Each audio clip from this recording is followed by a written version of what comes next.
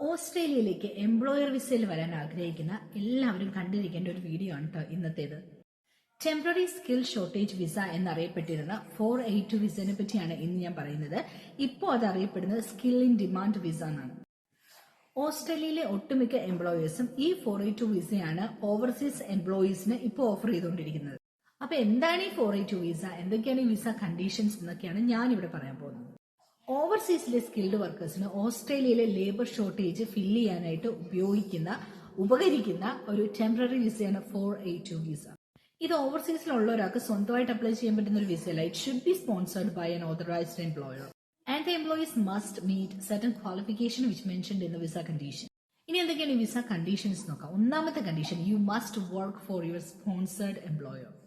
അതായത് നിങ്ങളെ ഏത് എംപ്ലോയർ ആണ് സ്പോൺസർ ചെയ്യുന്നത് ആ എംപ്ലോയറിന്റെ അണ്ടറിൽ മാത്രമേ നിങ്ങൾക്ക് വർക്ക് ചെയ്യാൻ പറ്റത്തുള്ളൂ. ഇവിടെ ഓസ്ട്രേലിയയിൽ നമുക്ക് എക്സ്ട്രാ ഏണിംഗ് വേണമെന്നുണ്ടെങ്കിൽ നമുക്ക് ഏജൻസി ഷിഫ്റ്റ് ഒക്കെ ചെയ്യാൻ പോകാൻ പറ്റും. അപ്പോൾ ഏജൻസി ഷിഫ്റ്റിന് സാലറി നല്ല വ്യത്യാസമുണ്ട്. ഫോർ എക്സാമ്പിൾ പറയുകയാണെങ്കിൽ ഇപ്പോൾ ഒരു നഴ്സിന്റെ ഒരു ആവറേജ് സാലറി ഒരു $52 ആണ് പെർ അവർ ഹോസ്പിറ്റലിൽ, അല്ലെങ്കിൽ അവർ റെഗുലർ ആയിട്ട് വർക്ക് ചെയ്യുന്ന ഫീൽഡിലെങ്കിൽ നമ്മളൊരു ഏജൻസി ഷിഫ്റ്റിന് പോയി കഴിയുമ്പോൾ 60 തൊട്ട് 80+ വരെയൊക്കെ പെർ അവറിന് നമുക്ക് സാലറി കയറും. അപ്പോൾ വലിയ വ്യത്യാസം, ഹ്യൂജ് ഡിഫറൻസ് ഉണ്ട് ഏജൻസി ഷിഫ്റ്റ് പോകുന്നത് നമ്മുടെ റെഗുലർ വർക്കും തമ്മിൽ. അപ്പോൾ അങ്ങനത്തെ ഏജൻസി ഷിഫ്റ്റുകൾ ഈ 482 വിസയിൽ വരുന്നവർക്ക് ചെയ്യാൻ പറ്റത്തില്ല. രണ്ടാമത്തെ വിസ കണ്ടീഷനാണ് work in the nominated occupation. നിങ്ങളുടെ വിസയിൽ നിങ്ങൾ ഏത് ഓക്യുപ്പേഷൻ ആണോ നോമിനേറ്റ് ചെയ്തത്, ഫോർ എക്സാമ്പിൾ നഴ്സസിന്റെ 482 വിസയിൽ നിങ്ങൾ വരുന്നെങ്കിൽ നിങ്ങൾക്ക് ഒരു നേഴ്സായിട്ട് മാത്രമേ വർക്ക് ചെയ്യാൻ പറ്റത്തുള്ളൂ, വേറൊരു ഫീൽഡിൽ പോയിട്ട് വർക്ക് ചെയ്യാൻ പറ്റത്തില്ല.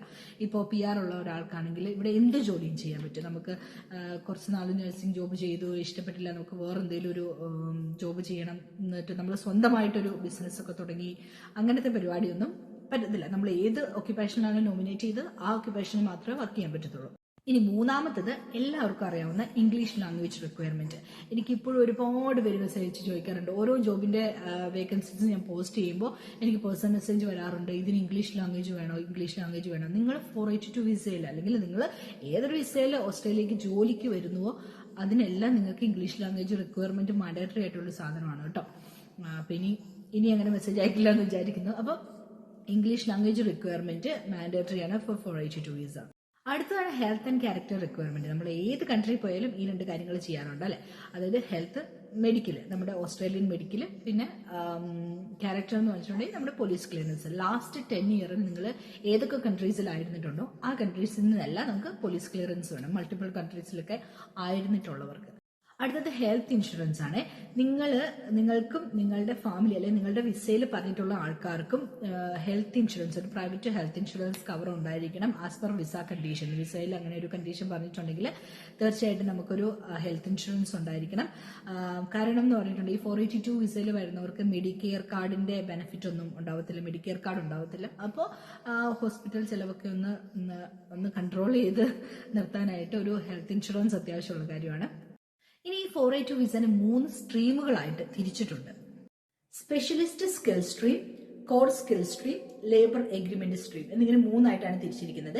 ഇനി ഈ സ്പെഷ്യലിസ്റ്റ് സ്കിൽ സ്ട്രീം എന്ന് പറഞ്ഞിട്ടുണ്ടെങ്കിൽ ഹൈലി ടാലന്റഡ് ആയിട്ടുള്ള വർക്കേഴ്സ് 482 വിസയിൽ ഓസ്ട്രേലിയയിലേക്ക് വരുന്നതിനാണ് സ്പെഷ്യലിസ്റ്റ് സ്കിൽ സ്ട്രീം എന്ന് പറയുന്നത്.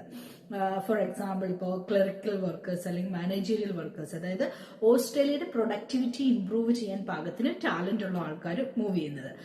ഇനി ഇവരുടെ മിനിമം സാലറി എന്ന് പറയുന്നത്, സാലറി റിക്വയർമെന്റ് എന്ന് പറയുന്നത് $141,210 ആണ്. ഇനി പ്രത്യേകിച്ച് ആൻസസ്കോ കോഡ് ഒന്നും ഇവർക്ക് ആവശ്യമില്ല. ആൻസസ്കോ കോഡ് സ്കിൽ അസസ്മെന്റ് ചെയ്ത് എല്ലാവർക്കും അറിയാതിരിക്കുകയാണ് ആൻസസ്കോ കോഡ്. അതായത് നമ്മുടെ ജോബ്സിന് ഓരോ കോഡ്സ് ഉണ്ട്, ആ കോഡ് വെച്ചിട്ടാണ് നമ്മൾ ജോബ് അപ്ലൈ ചെയ്യുന്നതൊക്കെ.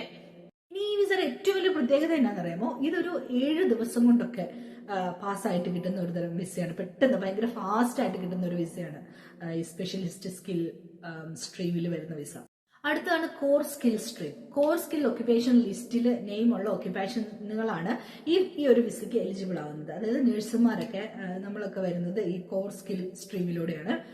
അപ്പൊ ഈ ഒരു വിസയുടെ മിനിമം സാലറി റിക്വയർമെന്റ് എന്ന് പറയുന്നത് $76,515 per annum ആണ്. അടുത്തതാണ് ലേബർ എഗ്രിമെന്റ് സ്ട്രീം. അപ്പൊ ലേബർ എഗ്രിമെന്റ് സ്ട്രീം എന്ന് പറഞ്ഞിട്ടുണ്ടെങ്കിൽ ലോവർ പെയ്ഡ് സ്കിൽഡ് വർക്കേഴ്സിന് ഓവർസീസിൽ നിന്ന് റിക്രൂട്ട് ചെയ്യുന്നതാണ്. അതായത് ആ ഒരു സ്കില്ലില് പെടുന്ന വർക്കേഴ്സിന് ഓസ്ട്രേലിയയിൽ കിട്ടാനില്ല. അപ്പൊ ഈ എംപ്ലോയറിന് പുറത്തുനിന്ന് റിക്രൂട്ട് ചെയ്യണം. അപ്പോൾ അതിന് ഉപകരിക്കുന്ന ഒരു വിസയാണ് ഈ ലേബർ എഗ്രിമെന്റ് സ്ട്രീം എന്ന് പറയുന്നത്. അപ്പൊ ഈ ഒരു വിസയ്ക്ക് എന്ന് പറഞ്ഞിട്ടുണ്ടെങ്കിൽ കുറച്ച് റിലാക്സേഷൻസ് ഒക്കെയാണ്. അതിന് മിനിമം സാലറി റിക്വയർമെന്റ് ഇല്ല. അതേപോലെ ഏജിന് കുറച്ച് റിലാക്സേഷൻസ് ഉണ്ട്. പ്രത്യേകിച്ച് കൂടുതൽ ഈ ഡാമ വിസയൊക്കെ വരുന്നത് ഈ ഒരു കാറ്റഗറിയിലാണ്. അപ്പൊ ഇത്രയുമാണ് 482 വിസയെ പറ്റിയിട്ടുള്ള ഒരു സം ടോട്ടൽ എന്ന് വേണമെങ്കിൽ പറയാം. അപ്പോൾ വീഡിയോ ഉപകാരപ്രദമായെന്ന് വിചാരിക്കുന്നു. ഇനി 482 വിസയിൽ ഒരുപാട് പേര് വരാൻ നിൽക്കുന്നുണ്ട് 482 വിസയിൽ. അപ്പോൾ 482 വിസയിൽ വരുന്നവർക്ക് ഇത് ഉപകാരപ്രദമാകുമെന്ന് വിചാരിക്കുന്നു. പുതിയൊരു ഇൻഫോർമേറ്റീവ് വീഡിയോ ആയിട്ട് നമുക്ക് വീണ്ടും കാണുന്നവരേക്കും